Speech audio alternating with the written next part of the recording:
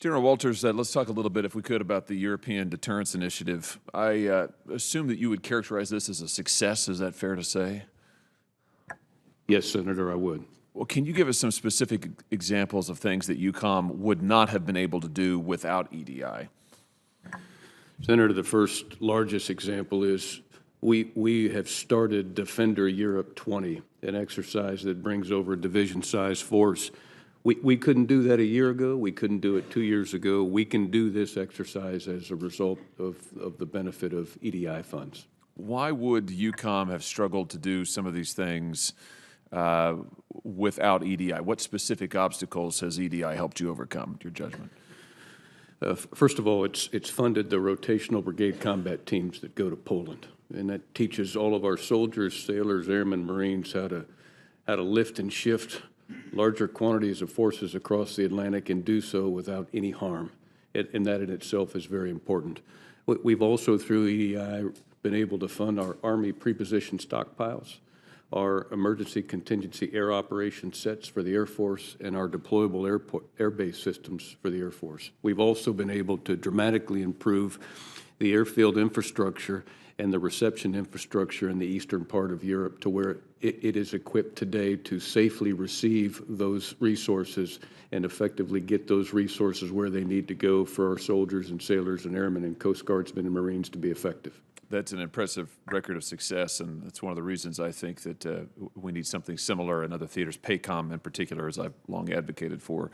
General, staying with you, Whiteman Air Force Base, my home state of Missouri, of course, is proud home of the B-2 and the proud future home of the B-21. Can you just speak to the role that you see the B-2 and one day the B-21 playing in deterring Russia from using nuclear weapons as part of any attempted fait accompli in the Baltics? Senator, those airframes are part of the critical triad, and I'm firmly convinced that the nuclear deterrence umbrella that sits over Europe is part of the great success that we've had for the last 7 decades in NATO to be able to generate peace. And I'm excited about the future of the B-21 because I think it will do more of the same with even a greater impact. Very good. Let me shift to China for a moment, if I could. In your written testimony, General Walters, you said that China's efforts to build 5G networks in Europe, coupled with its growing interest and investment in European ports and infrastructure, complicate steady state and contingency operations. Can you just say more about that? How specifically do these Chinese activities complicate steady state and contingency operations?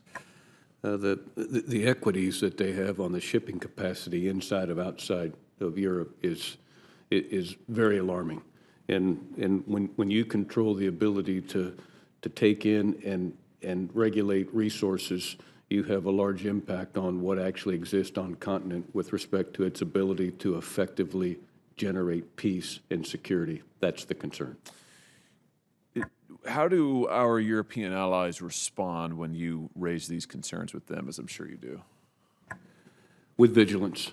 In some cases, they're surprised to the degree of equities that China has with respect to seaports, but in most cases, very concerned, and vigilance increases once we get past the education stage. You also wrote that you're seeing encouraging signs, those are your words, from European nations as they become increasingly wary of the strings attached to Chinese capital investment. Can you give us a sense of what those encouraging signs are? Several nations not willing to accept 5G Huawei, and we've had reports of that, and other nations being a lot more stingy and scratchy with respect to their willingness to engage in deliberations on port equities. Mm-hmm. Let me ask you for a second about our allies' contribution to NATO, which is something that's come up, rightly so, a number of times already this morning. I think that the progress towards the 2% mark is very important, but only just a first step, because the division of labor within NATO has to fundamentally change, I think, as this committee has been saying now for some time. What is your assessment about what would need to happen for our European allies to get to the point where they're able to assume primary responsibility for their security in your theater? Senator, I think we need to continue on the current campaign that we're on. As you know, from 2016 to 2020, in the cash portion of contributions for burden sharing, we've had a net increase of $130 billion. There's also the examination of contributions and capabilities. And in NATO, we've been very, very vigilant with respect to our focus on improving our readiness, the ability of force elements to be more resilient, more responsive, and more lethal. That is all part of the equation with respect to European contributions to adequately defend, and we're improving. Great. Thank you very much, General. Look forward to seeing you both this afternoon. Thank you, Mr. Chairman.